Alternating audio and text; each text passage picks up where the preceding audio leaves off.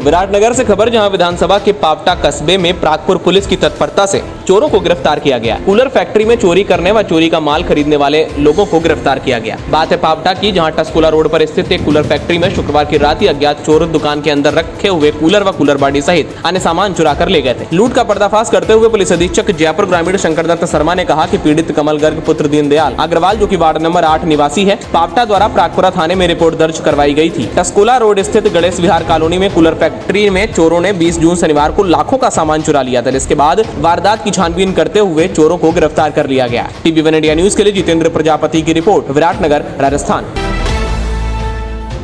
विराटनगर में शहीदों को मोमबत्ती जलाकर श्रद्धांजलि दी गई। विराटनगर के मेड कस्बे में भीम सेना कार्यकर्ताओं ने मोमबत्ती जलाकर शहीदों को श्रद्धांजलि दी है। लोगों से चाइनीज सामान का बहिष्कार करने की अपील भी की गई। इस विषय पर गोपाल सैनी, सचिव भीम सेना, का क्या कहना था, देखिए इस रिपोर्ट में।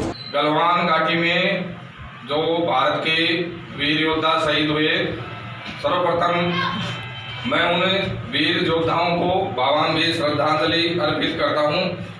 परमात्मा से प्रार्थना करता हूं कि उन योद्धाओं के परिवार को इस दुख की घड़ी को सहन करने में परमात्मा उन पर कृपा करे। टीवी वन इंडिया न्यूज के लिए जितेंद्र प्रजापति की रिपोर्ट, विराटनगर, राजस्थान।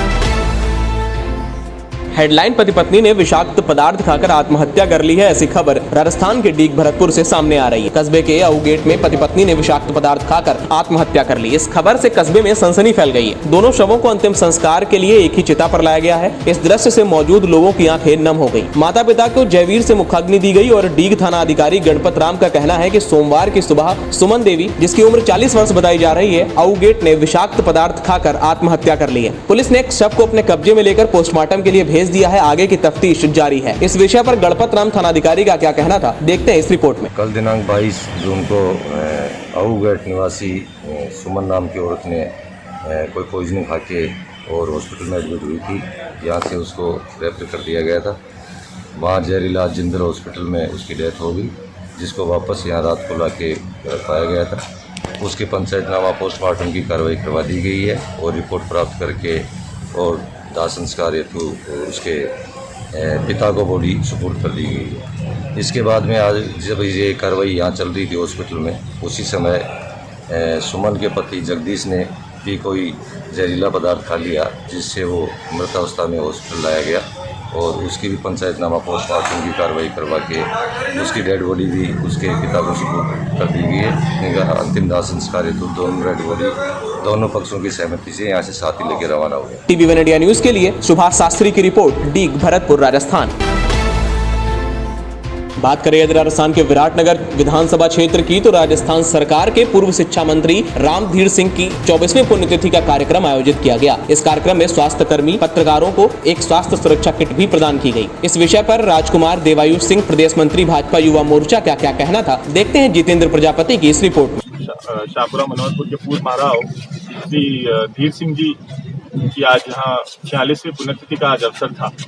वैसे हर वर्ष शाहपुरा में त्रिवेणी महाराज के पावन सानिध्य में श्रद्धांजलि सभा और चिकित्सा शिविर का आयोजन होता है आज के दिन, लेकिन क्योंकि कोविड-19 की जो वैश्विक महामारी की परिस्थितियां ग्रामीण अंचल में भी काफी ज्यादा परेशानी देने लग गई है, तो इस विषय को इसको ध्यान में रखते हुए हम लोगों ने उस कार्यक्रम को स्थगित किया और शाहपुरा, पावटा और विराटनगर, जो हमारे तीनों तहसील के हेडक्वार्टर्स हैं, तीनों तहसील हेडक्वार्टर्स के राजकीय चिकित्सालयों में सरकारी जो हमारे यहाँ डॉक्टर्स हैं, जो पैरामेडिकल का स्टाफ है और जितने भी यहाँ जो बाकी जो चतुर्श्रेणी कर्मचारी या अन्य जितने राजकीय कर्मचारी यहाँ चिकित्सालयों में लगे हुए हैं, उनकी सुरक्षा, क्योंकि हमारे सबसे आज के समय पर जो सबसे लोगों के सबसे संपर्क में आते हैं, टेस्ट के लिए रिपोर्ट्स लेने जाते हैं, तो ये कर्मचारी ही जाते हैं। इनकी सुरक्षा को मद्देनजर रखते हुए जो हमारे कोरोना योद्धा हैं, इनके लिए सैनिटाइजर्स और मास्क का हमारा जो स्वर्गीय रामधीर सिंह स्मृति सेवा मंडल है,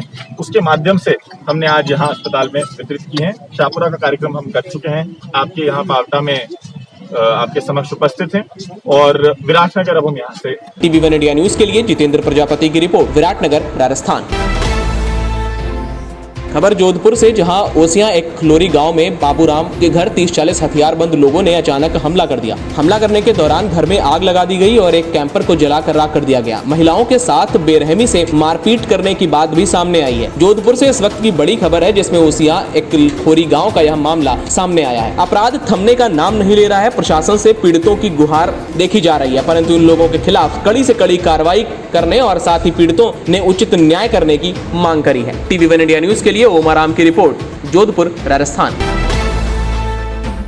राजस्थान के पाली जिले के अंदर सोजत, रोहट सहित अनेक भागों में तकरीबन 15 किलोमीटर लंबा टिड्डियों का दल दिखाई दिया, जिसने पूरे आसमान को घेर लिया। इसी कारण किसानों की चिंताएं बढ़ने लगी, क्योंकि हाल ही में किसानों ने जो खेती की, टिड्डियों ने वह पूरी फसल चट कर रख दी। इसी कारण किसानों का हाल बेहाल है। अब किसान यही सोच रहे हैं कि इस प्रकार टिड्डी दल से निजात पाई जाए। कई किसान ढोल नगाड़े और तालियां बजाकर टिड्डियों को भगाने में जुटे हुए दिखाई दिए। TV1 इंडिया न्यूज के लिए सोहन गुलबाल की रिपोर्ट, पाली, राजस्थान।